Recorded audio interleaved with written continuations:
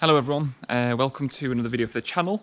What I wanted to do is, I just thought, if you can sort of tell, it is extremely sunny today. It's pretty early in the morning, and I just thought I'd take the opportunity to do a good clean of our workhorse of a family car, the Kia Sportage GT. It's a really nice car to have as a family car, dead comfy, quite nice and sporty, got good power from it. It's the 2-litre TDCi automatic, and like I said, it's in the GT line. It has the floppy paddle gearbox if you want it, but in all honesty you don't. Once it's in the sport mode, it's got plenty of power, really good torque, and it's in a really nice metallic red colour, which at the moment doesn't look great because it's filthy. So what I'm going to do is just going to show you what the car looks like up close as a bit of a before, then I'm just going to show you the products that I'm going to use, and then massively just time-lapse the hell out of the video, and then just show you the end results, just to show you what you can sort of get from using these sort of products, really. And a little bit of information before I do show you. This is probably about 4 months of dirt, 3 to 4 months of dirt, but with the whole lockdown we've not been doing loads of miles in the car, so it's not massively dirty, but it is for someone like me who likes to keep both cars really, really nice and clean. So around the back of the car, it actually doesn't look crazily bad, just probably because of the fact it's in direct sunlight, but in my shadow hopefully you can sort of see the kind of build up of dirt under there. And if I go along the side, I mean, look inside the wheel arches, they are filthy. The wheels as a whole look really dull, so obviously they need to get dressed. Dead dirty at the back. And this is where you can really see it. It's pretty dirty down the side, look at that. It's just like a build-up of film and salt from obviously them gritting the roads. Like if you're looking there, some people it's probably not that dirty, but to me it is. Again, the front wheels are pretty bad.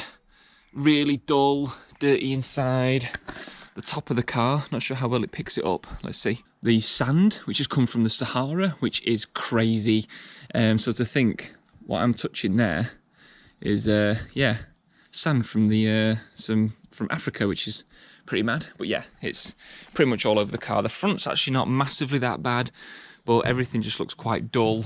This side's always usually worse, isn't it? Because it's the side that's nearest the edge of the pavement. Again, really dirty. The wheels look so dull, the tyres look so dull as well. Yeah, really dirty underneath. Down the side, let's show you the products I'm going to use. This is the array of the things I'm going to use today. So I'm going to be as quick as I can. So what I'm going to do is using some of my citrus wash and gloss I've got. I'm actually going to be buying some different stuff going forward because I've been recommended various things from Built Hamber, so I'm going to be trying that after this. But I find this does a good job of washing it and also leaves like a little bit of a gloss sort of finish to the car, so when it's really nice and clean it does give it a bit of punch. Just to add a bit more foam, I'm going to use some of the Chemical Guys snow foam in a foam lance, and then to agitate the small areas I've got a little detail brush. Get inside the alloys, I've got that. I've got my is it microfiber? I think it's microfiber wash mitt. And then to finish off when it's all nice and clean, while the car is wet, I'm going to use this wet coat. It's by, I think you say Gyeon, but wet coat. It's really good. You can just spray it on and jet it off, or you can spray it on, wipe it with a wet, say like a wet mitt, and then buff it dry, and it leaves a nice kind of water-resistant hydrophobic finish. And then once the tyres are dry, I'm going to use some Auto Glim tyre dressing. And then I've just got this here. I don't use it on the paintwork, but I use it to just very quickly so I don't get any smears on the glasswork before I buff it dry.